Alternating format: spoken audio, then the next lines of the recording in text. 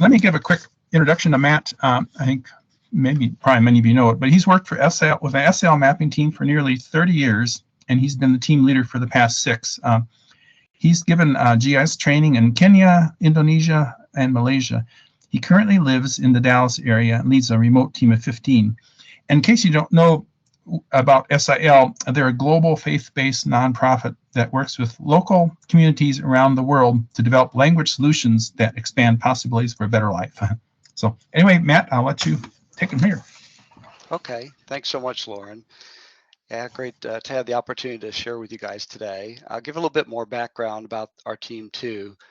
The core part of our GIS team is 10 staff people, and it's really a combination of full-time people and part-time people, nonprofit members and volunteers. There's only 2 people on the team that are in the same location, and all the rest of us are in different locations scattered across the US, Canada, UK, and Ireland. So pretty wide geographic extent there. Our team started back in the 1990s, actually, using Atlas GIS for DOS. Yes, you heard me correct, DOS. Some of you may be able to relate to that from years gone by. We often used a digitizing tablet like this one, but we soon transitioned to Atlas for Windows. That was a big step of progress. That was eventually bought out by Esri, and we transitioned to ArcView 3, and then to successive versions of ArcMap. We're currently transitioning from ArcMap to ArcPro, and I'm sure some of you are probably in that same kind of transition too. But yeah, GMI played a huge role in those early days, and I've asked Loren to share some about that also and give us some more background from that perspective. Okay, yeah, and GMI stands for Global Mapping International. They actually were called Global Mapping Project when I began, and I started with Global Mapping Project back in 1986. And GMI's work was developing research tools to help missionaries. One of the tools developed was mapping, and that's what my work at GMI focused on.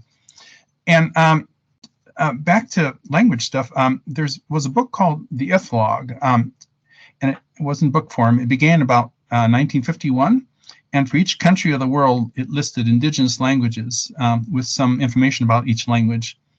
And Richard K. Sanderson and Mary Kathleen Green had created some hand-drawn maps for the 1984 and some earlier editions for countries in South America. In 1987, we at GMI used these maps as a source to make paper maps where the language areas were associated with a latitude-longitude grid. And we could digitize from these. We had a bigger digitizer than Matt has, at least when we're so fortunate. That was the beginning of the language mapping project. Ted Bergman from SIL had a vision for making computer maps for more countries. GMI made a number of these, including some African countries. SIL also saw the value of computerizing the mapping process. The project expanded to make a digital version of language data for all countries of the world. This was divided into 2 phases. The first phase began in the early 1990s. It located the approximate center of the area, the centroid, where the language was located.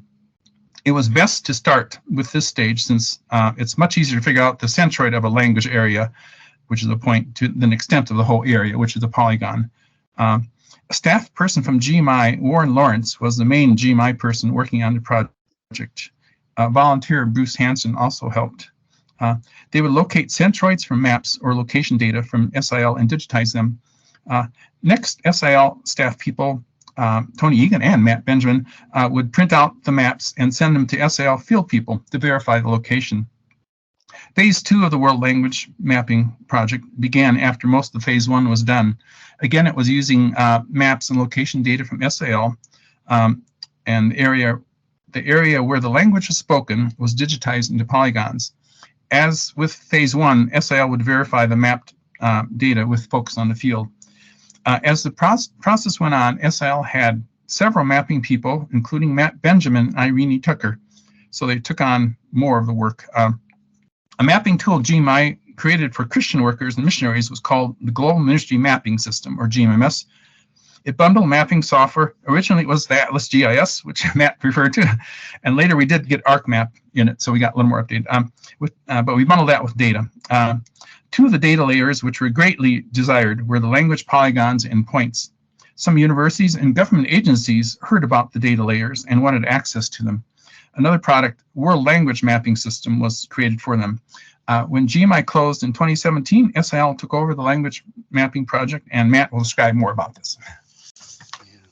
Thanks, Loren. That's great background to know, and we really could not have gotten this project started without the two organizations working together. It was really a great partnership and really a blessing to both parties, I believe. So, yeah, our team at SIL, SIL really is, the focus is to serve minority language communities of the world. There's still many unwritten languages, and so we're working to change that through various language development and literacy services. SIL is working with these language communities to create things like orthographies, dictionaries, scripture translation, and other resources to help preserve minority languages and their cultural identity, and ultimately to lead people to Christ through that work. The SIL mapping team maintains location data for the 7,168 known languages of the world. And there's a shot from our website, which you can visit, just sil.org, more information about us as an organization. On this map, each of these languages is represented by one dot in its hub country. So for instance, there's one dot on this map for English, and it's in the UK, not in the US, as many Americans believe. The standard for the list of languages is the ISO 639-3 Registry of Languages, and this is really the list that's published in the Ethnologue publication. That publication is available both in print and through a website subscription. The print edition is 3 volumes. The books and the website are updated annually. Ethnologue includes a set of 260 language maps, which is what my team maintains. I'll talk more about that shortly. First, I want to talk about what we map and how we determine how we map the various language areas. We map first language speakers of established languages. So in other words, languages that have been in a location for at least several generations. And of course, this includes indigenous languages as well. We map where they make up 25% of the population, but if a language doesn't make up at least 25% of the population, then it's simply showing where are the majority of the speakers of that language. So where does the data come from? Yes, this is an old image and it's blurry. Don't try to adjust your screen. We primarily get our language from language survey teams, but we also get data from field linguists, university linguistic departments, and others working in various aspects of linguistic studies around the world. This is an example of a map from one of our survey teams that did research on Goodenough Island in Papua New Guinea. The red areas represent the language names that were initially reported, and the blue areas represent proposed final groupings. So here it is on the final map, and this is where that island is here, Goodenough Island. And then also in the context of all 826 mapped languages of Papua New Guinea. It's the country with the most number of languages of any in the world. So how do we get from the survey map to a finished published map in the Ethnologue? There are several ways that we create and maintain our language polygons. Sometimes field contacts will send us shape files. We do have some of our field contacts that actually have GIS people on staff, and so they maintain those and then give us updates. That's extremely helpful to get them in that form. But sometimes we have to georeference a map graphic, as in the Goodenough example. And in that case, it really was good enough. Sometimes we have to digitize from prose descriptions, like list of towns, districts, provinces, or other geographic features. This is a simplified diagram of our workflow. The polygons that we work with are stored in a set of enterprise geodatabases with replicas between them. The parent GDB is stored on an Amazon AWS server, an EC2 instance, that's represented within this red dashed line. The team members designated to create and maintain polygons each have their own research database, research GDB, where they make changes and then sync that to and from the EC2 server. Some of those same team members and others have ethnologue geodatabases that are up here in the top right, and they use these to make the final map layouts for various regions. These ethnologue databases also contain AFCs, annotation feature classes, which include feature-linked annotations for each of the data frames on the maps.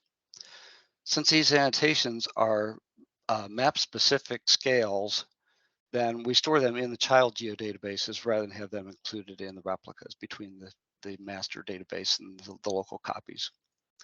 This syncing of polygons is required since we all work remotely from one another, and different team members may be editing data than those that make the finished maps or use the polygons for custom maps.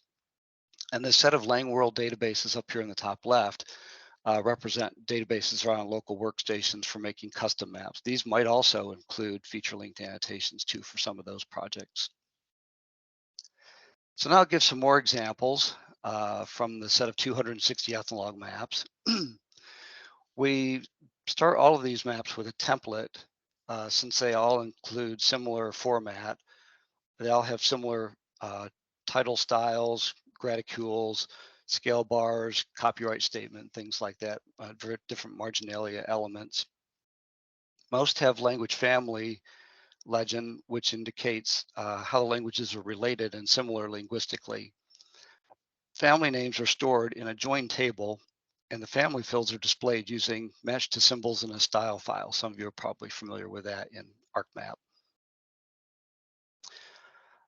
For those of you that might be working with workflows that don't allow for overlapping polygons, close your ears a few minutes. This is going to be painful.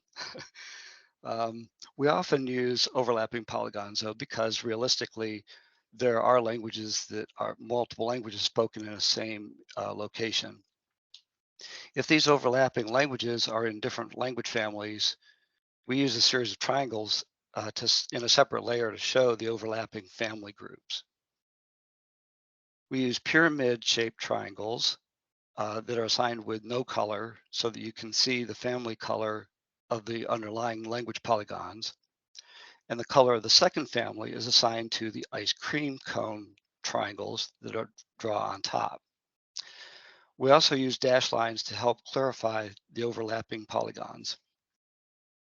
And the appearance of multiple leader lines to polygon parts is achieved by stacking feature-linked annotations for the polygon parts on top of one another, and then placing the leader line ends on individual parts that they represent.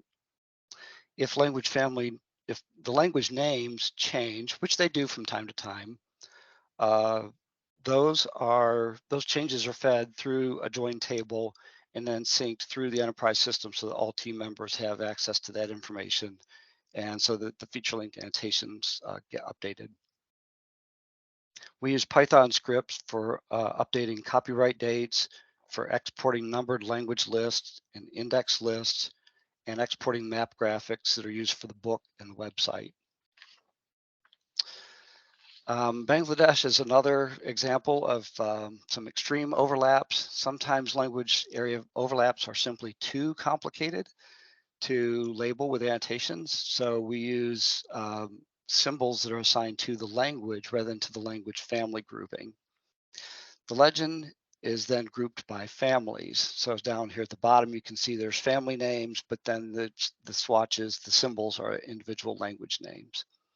And as you can imagine, the drawing order is critical in these situations. The data in the finished maps are used for a variety of language development projects worldwide. These include scripture translation projects, literacy and education programs, and even aviation planning, of all things. These all help minority language communities to flourish and preserve their local identity, and ultimately to lead people to Christ. We do need some help with this work. We're always looking for extra help, and we have a number of volunteer opportunities. We're looking for 1 or 2 more ethnologue cartographers. This could be either a half-time or a full-time volunteer. The person would mainly be helping with researching language locations, implementing data edits, and maintaining finished layouts for ethnologue maps. We're also looking for someone with skills in Python 3 and ArcPy programmer skills to help us with automating various tasks that we do. And we're looking for people that have experience with ArcGIS Enterprise. We've just started into this in the last year, but particularly looking for somebody with experience with upgrade from version 10 to 11, and also experience with vector cache tiles and web displays. We're hoping to do our upgrade between versions probably within the next year to year and a half, and just trying to start doing some planning for that now. All this volunteer work does qualify for GISP contribution points. If that's something you're working toward and interested in, that is a possibility. So for more information, you can visit ethnologue.com, and there's a link there to our volunteer opportunities, or you can feel free to email me directly. Of course, you've seen my email on the distribution list for this group as well. And I do have some of my team members on the call with us. Esther is our team's project manager and one of our ethnologue cartographers. Mitchell is also one of our ethnologue cartographers, and the 2 of them do a great job. Brad Fisher has also recently joined our team. It's a part-time volunteer and helping us with some data management and updates kinds of things, and very much appreciating his help as well. So I think I can open it up for questions, comments, and hope this has been helpful to you. Thanks, Matt. Yeah, that's it's neat to see. It's just the point how complicated languages are. That's just putting land parcels or something is much simpler than you start getting overlaps. Yeah. Yes, exactly. Yeah, I like the collapse. Yeah, anybody have any questions or any comments? And also, I could. Oh, yeah, you're getting lots of good applause there, I see. Well, let me ask, what are some of the, you covered some, what are some of the challenges that you faced through the project? Challenges faced through the project. Boy, the first thing that comes to mind, we've seen lots of hurdles most recently with transitioning from ArcMap to ArcPro. Of course, Esri says, well, it'll be seamless and it'll work the same way it used to work. Well, no, not the case. And so we're learning new workflows, workarounds, converting geodatabases to the new format, and then those behave differently. So yeah, there's been quite a number of challenges with that. But even from the academic side, oftentimes trying to figure out the best way to represent a language in a polygon. We know there are really fuzzy boundaries, just because there's a line there, that doesn't mean that people live within those nice lines, but trying to figure out the best way to represent that it is meaningful and shows appropriate prominence of that language in relation to other languages and those kinds of things. It's often a challenge. And Jerry, I think, did you have a question? I do.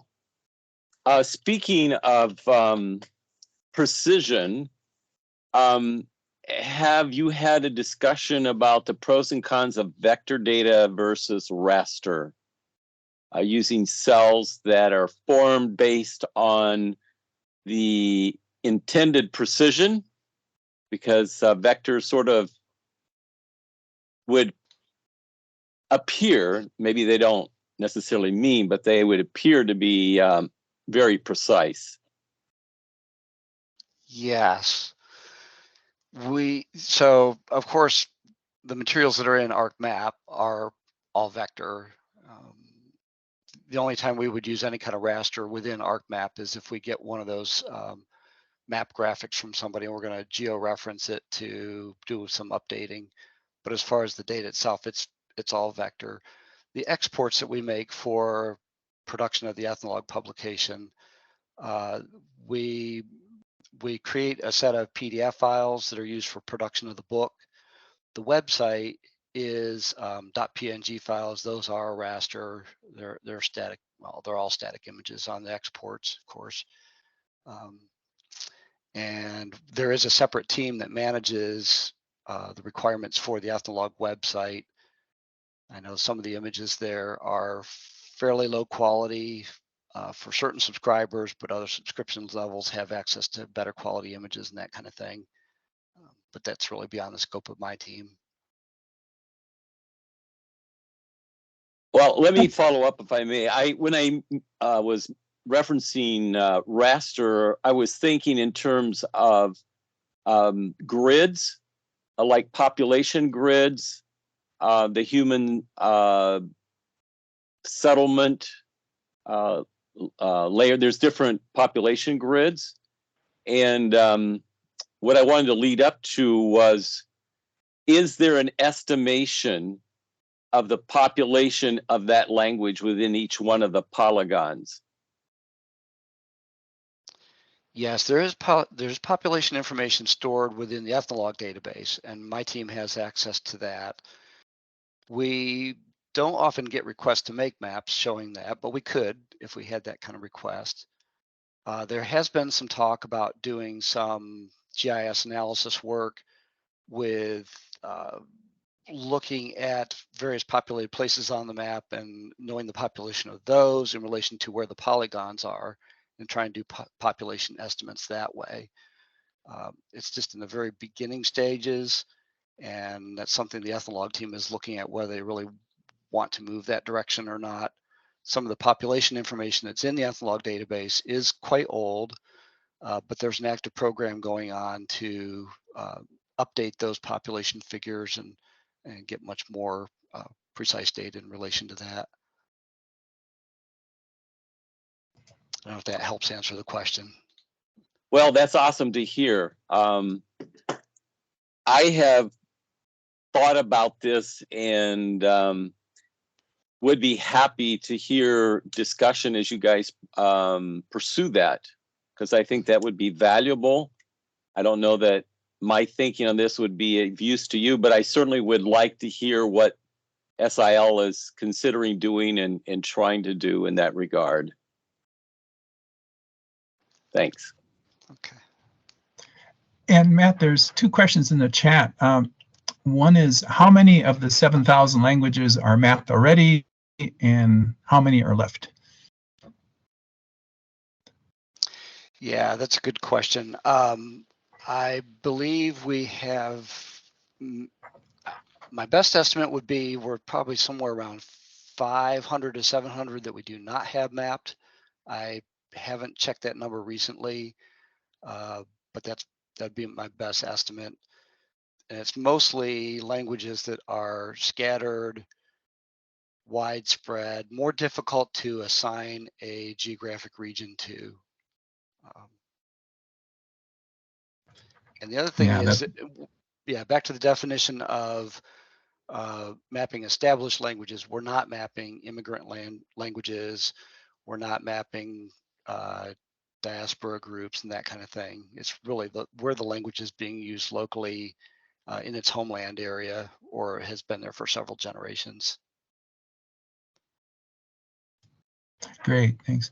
Then another question, how are the SIL language mapping and the world, how are the SIL language mapping of the world used for aviation purposes? Yes, we have one of our partner organizations that's focused on aviation, and they asked us to provide them a map with several countries where they have aviation centers, and wanting to know what languages are in the proximity of their airstrips, and also looking at where there are larger language groups where they could potentially develop further aviation facilities that would maybe give access to those language groups and and be more productive for projects that they're working on in the aviation field. Thanks, that's great. Yeah, and Brad, I see your hand up, but is that left over from the previous time? No, I did have a quick question, if you can Okay, hear me. okay, go ahead. So how do you handle, this is a worst case scenario for a language, obviously, but languages do go extinct. How do you handle that on the maps? And then also, do you compare movement of languages over time? I know you're trying to find the original language location, but I mean, languages move, but you did mention that you're not mapping diasporas, but if a language is spreading, do you notice that over time and map it out? That's all I got. Yeah, we do keep archive files. So as we make edits to the polygons, anytime we do edits, we make an archive of that country's polygons before we start that edit session. So we've got sort of basically a history file of what the polygons have looked like in the past. We're not making finished maps showing comparisons of those, but we do have that information if and when we need it. You asked a great question about extinct languages. Yes, that's very much a reality in our work. Surveyors will find that they're doing survey in an area, and what they thought was there were a few speakers left, and they find, oh no, nobody's using that language anymore. So in that case, what we would do is we would merge that polygon into most likely some neighboring polygon. We'd have to get information from those survey teams or whoever determined that information to know what would be the appropriate way to merge that with some other language, and basically it's being assimilated into that other language polygon. And in the case of Papua New Guinea maps, when that happens, we've got a numbering system. It's a walkthrough through the whole country. So if one language goes away, then we need to go back and adjust the numbering system appropriately too. So a lot of maintenance that goes into that kind of a scenario. That sounds painful. It is. Yes. Yes. Actually, I'm sorry, I throw this out. I know for Nigeria, when we did I think we did maps in Nigeria one time, and again, found out, oh no, we left one number out. After we had all the things, and it was, it was not fun. It happens. And that, are nomadic languages, that's probably another tricky one for you. Yes. One of the big ones in that area I think of is the Fulfulde groups in West Africa. They tend to be nomadic, and so we've got an estimate of generally where they are, but we know that's another one it's probably quite fluid what their location is. Some of those nomadic groups that's seasonal, one season they'll be in one part of the country and then they move to another part of the country to move their flocks there and that kind of thing. But we just try to generally map the extent of where their range, so to speak. And Mark, did you have another question? Yeah, thank you. Thanks, Matt. Excellent presentation, and the work is it's amazing. Maybe it might be interesting to talk a little bit about the purpose of the languages of the world, and then also maybe what some of the derivative benefits have been. I know that originally it was used for prioritizing translation, but I know that other mission groups have used it also for other things like the Jesus video. Yes, you're right. Jesus Video has used it for their planning and showing which language groups have Jesus Video available, which ones might be high priority for doing new productions in. Similarly with literacy rates, that's something that we have available and can show. So people are working in literacy programs can know where to focus their efforts. There's just a whole myriad of things related to linguistics. Basically, any attribute that we have that we know the ISO code of the language, we could link that to our polygons and then be able to show some theme on the map using various attributes. That's great.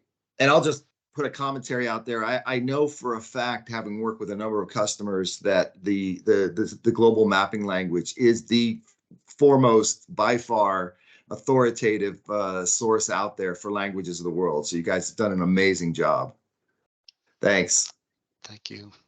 Or you mean the etholog? You mean the etholog maps marker? Yeah.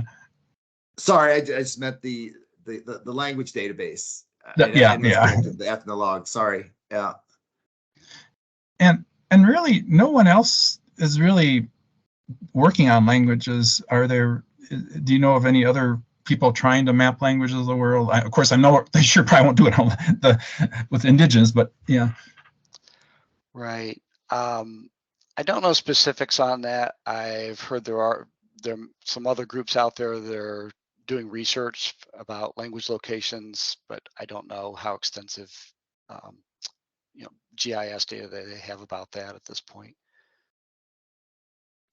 Okay, KY, I just put 2 questions in the chat. I'm fascinated that non-Christian organizations are interested in your work.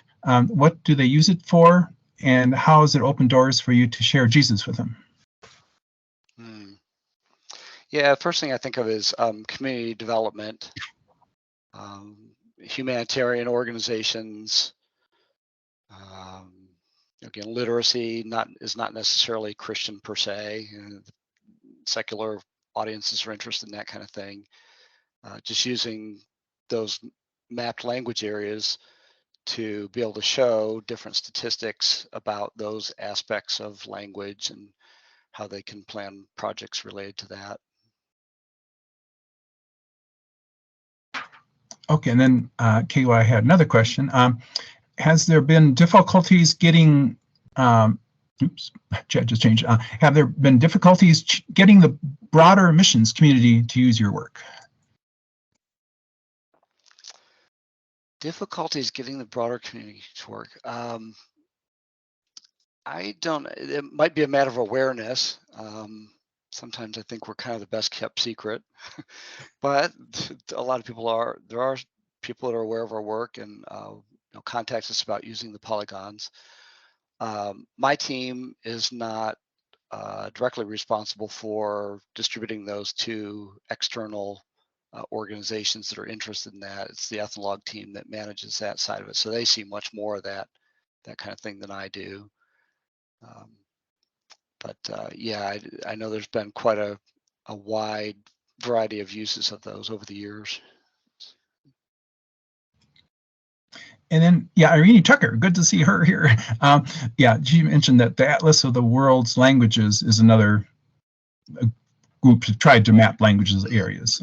Yeah, it's a big volume. Oh boy. I guess when you do languages, you have to have a big volume. Well, or put it on the internet where you don't have to worry about big volumes. I was wondering what different areas are your remote team located? Are they all over the world, or where are they roughly? Yeah, we're mostly in the U.S. We do have one team member in Canada. Irene and her husband are the 2 that are together that I mentioned earlier briefly. They're in the UK, and I have one team member in Ireland. And the ones that are in the US, they're spread all the way from California to Florida.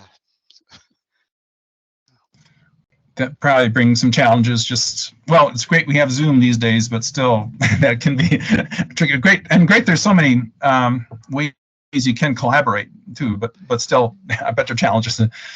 Yes, our team has a weekly staff meeting, so we stay in close contact that way, and then lots of contact through the week too on various issues. But yeah, it really is amazing the technology that we have to be able to do this work, even though we're separated by many miles. With the network ability that there is, and centralized servers and all that kind of thing, it's a great blessing. There's times we wish we were together. We do get together about once a year, every other year, but most of the time we're working remotely and make it work for us, even across all the time zones. I'm curious if it works out. How did you get involved with this? Did you grow up as a kid knowing 20,000 languages in the world, or do you feel you're a linguist, or how did you all get involved with this? I don't have a linguistics background, but I've always had an excitement about geography. Just always loved travel and travel different places with my parents and looking at the map as we go and seeing where we're going and places around, all those kinds of neat things. And so when I found out that Wycliffe had an interest in having a mapping person come on board, that really piqued my interest. I was interested in getting involved in missions when I was in college, but I didn't have really sensed a call to be a pastor or a church planter, the traditional missionary types. But having this interest in geography and then finding out, oh, Wycliffe does language mapping, that sounds pretty interesting. So I started looking into it and met Tony Egan. He was my first boss, I guess you'd say. And so that started, and I moved to Dallas in 1994, started working with Tony and with the crew at GMI, and then just went from there. Great, thank you. Yeah, that's fun to meet how God guides us to various places, and often I think He uses our background and interest. You mentioned, and geography is fun too, because even you don't have to necessarily be at the place, but you can see maps of it, and it's just fun to have that. Anybody else have any questions too? You can either raise your hand or just turn yourself on or put in chat or something. And let me do one more. What are some custom maps that you've done? Can you give one or two examples? Maybe if I say, what's your favorite? Well, this may be a hard question, but do you have a favorite one that was done? A favorite one? Oh, that is really hard. It's probably easier to talk about different types of custom maps that we've done. We often get requests for maps in publications other than the ethnologue. Like for instance, in SIL, oftentimes our people will be writing articles or making a book about some language project that they've worked in, or a grammar about the language or dictionary, done maps for dictionary publications also. So yeah, quite a variety of things there. We've also done maps showing Bible translation status. Those are mostly for in-house use and with our partner organizations that are working in the Bible translation movement. But again, having access to that information, we can tie that into the language polygons and color code and show status, and that's used for strategy planning as well. That's probably one of the most exciting ones, because knowing that this GIS work is helping people to know where the remaining needs for translation work is, and to know that you're having a direct impact on planning for those new projects. That's exciting to be a part of. Yeah, that actually leads to where my question was going to go, is again back to the purpose on this. Maybe you could talk a little bit about how is it used strategically for if in Matthew we're to reach every tribe and tongue and nation, this is an integral part of that. Maybe you could talk a bit about how you use this strategically for that purpose. Yeah, I think it goes along with what I was saying about like for instance, translation status. That the people in the field that are trying to determine where to start new projects, but even in assigning new personnel, as we have new personnel come on, they're trying to figure out where should these people be allocated. So that's another use of it. Just quite a lot of different ways that we could use that to promote Bible translation and literacy also, because oftentimes the groups that we're working in, if it's an unwritten language, then literacy needs to be a big part of that. And so there again, the maps can be used, show those where literacy rates are low, and working with literacy specialists to help promote that kind of development. That's great. Thank you, Matt. Any other questions for anybody, or or comments, that's okay too. Oh, here's, yeah, KO, I just put this up. One other use for your work could be missions recruitment. For example, the Perspectives course, the Urbana conference. There might also, there you might also recruit Christian GISers. Actually, yeah, that would be, boy, it'd be fun to see for GIS people to realize their talents can be used in mission opportunities, and that's maybe we can do a better job here with the Christian GIS group, and maybe. But anyway, thank you. Just your sharing has been very helpful too, and it's fun. I know Frank, just some of the other folks who've shared over the time. It's been great to just hear those different applications and all too. You mentioned Perspectives. I think we have done some maps for them in the past to, show the need for evangelism work, and where outreach is needed. A question from Brian Nicholson. Do many countries collect language information in their census over recent years? If so, does SIL use that data for mapping? Yes and yes. We're starting to utilize that resource more and more too. One thing we have to be careful about with census data is how they ask the question, what information is about the languages that they've really collected, because we're looking for first language speakers primarily. But yes, we are starting to do analysis on census data. We've got one place where we're tying that into very small, like village polygons that we have available in that country. It's in a sensitive area, so I'm not going to mention where it is, but that those things can be tied together, and then we can show percentages of the population within those villages that use that language, and then looking at our 25% or more threshold, create new polygons based on that. So that has been very helpful and effective in some places. And a question from Michael, what does SIL stand for? It used to stand for Summer Institute of Linguistics. Way back when it first started out, it was a training program to train linguists to do translation work. But since we work year round and not just in the summer anymore, we've gone to naming ourselves just SIL International. And maybe what other, and there's a bunch of other SIL, what are some of the other positions in SIL? That may be too many to number, but maybe can you give kind of a little general idea of different types of folks there? Almost any skill set that you have could be used in SIL's work in some way or another. It's not just linguistics, but yeah, quite a range of different logistical things that are needed in the work.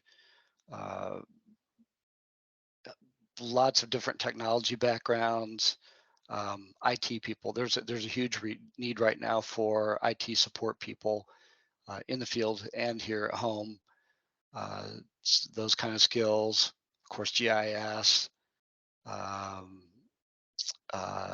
typesetters, graphics people. I'm thinking mostly of technology people, but I mentioned aviation. We have an aviation center in North Carolina. It's named JARS. Some of you might be familiar with that, but people with aviation skills are needed. Yeah, so lots of different disciplines involved in the SIL work. Thank you. That's great. Yeah, it's neat. It's definitely a far-flung organization, and it's interesting all the different dimensions to it. Yeah, and literacy, just it's interesting how literacy is all hooked in there too, because again, people need to, if they're going to read the Bible, then they have to be taught how to do that. And they aren't literate in many ways. Do you do anything with orality, or is it more? Does SIL do anything with orality? I know that SIL has some aspects of that in some of the programs. I'm really not familiar more specifically than that, and our team has not been involved in mapping out orality projects. I suppose that's something we probably could do if we had information about it and there was need to do some mapping for it. Yeah, probably though you were limited with staff, I know. Anyways, and is it kind of like, is January or February when you do kind of the update of the etholog, or kind of what's the main update time? Yes, the etholog website is updated every February 21st, which is I think it's UNESCO's International Mother Language Day. So in commemoration of that, that's when we update the website. The book is updated roughly around that same time. It's available through Amazon through a print-on-demand service, and so there's usually somewhat of a delay. You know, it's usually available by March or April. So. Great. Okay. Let's see. Any other questions or comments? Let me see. Do I have anything else? I'll throw a question out there. Is literacy rate part of your attribute data? Yeah, that data set is not maintained by the mapping team, but there is information about that in the etholog database. So it's a separate department from the SIL mapping team, but we do have access to that information. Okay, yeah, just following on Loren's. Yeah, it was just a follow-up question from Loren's question about orality. I'm guessing, yeah, I'm guessing you're probably focusing more on spoken language, and written language and literacy might be kind of an afterthought after that. Yeah, the literacy rates are important in that, you know, if we're producing scripture and the people don't know how to read and write it, it's important that we have literacy programs in place to do that sort of side of language development work. There's also partnerships that go on with Talking Bibles and some of the other groups that do recorded language at work of different kinds. And we've been involved. Our sign language team is getting bigger and bigger every day. I think that there's a focus on sign languages now that had not been there earlier. And now the deaf community in the world is the largest unreached people group in the world. And so there's a lot of focus on developing sign language Bibles or sign language translations of the Bible. We just dedicated the American Sign Bible about 1.5 years ago. And it's the first one to be done. And so there's a lot of work and a lot of interest going on in the deaf community now. Fascinating, thanks. And Mark, I guess you had a question? Yeah, sorry. I lost my question, so I apologize. But and one other question did come up as Matt was talking about the aviation group that's out in Carolina. I am assuming they work with Mission Aviation Fellowship. How's your group different? Yes, I know the two of them are working together. That's an area another area that I'm not really focused on, and I don't know too much about that partnership. But I know they are looking at projects together. I'm just not sure what aspects of that. Our aviation branch, it's another acronym. It used to be an acronym, but they're not going by what it used to stand for. It was Jungle Aviation and Radio Service. It says JAARS.org. They have a website, and so if anybody's interested in the aviation ministry side of it, see more information there. All right. I do remember my other question. The government of Canada was working with Carleton University on an atlas of the Inuit or the indigenous people in Canada, and a lot of those languages are unwritten languages. Have you worked with that project at all and been able to benefit from their work? I've not worked directly with it. I have heard of that.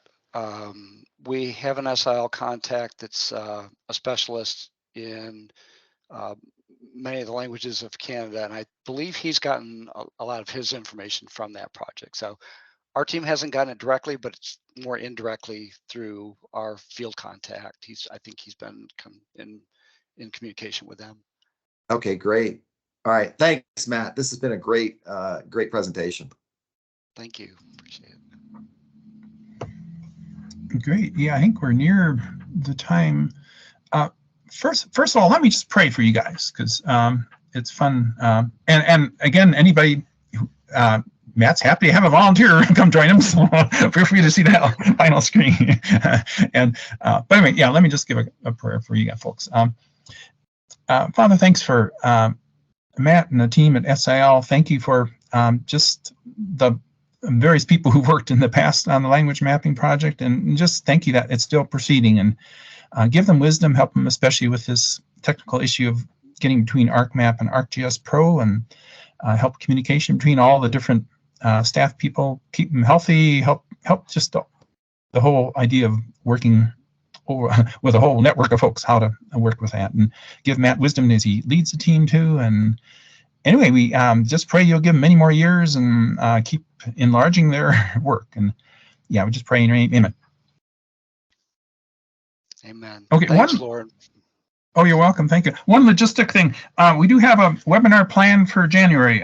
Juliana will be presenting on empathy mapping, just to give you a heads up. It'll be, yeah, near the end of the month again too, probably like the second to last Tuesday, but we'll announce it various too. But thanks, Matt. I appreciate what's been doing there too.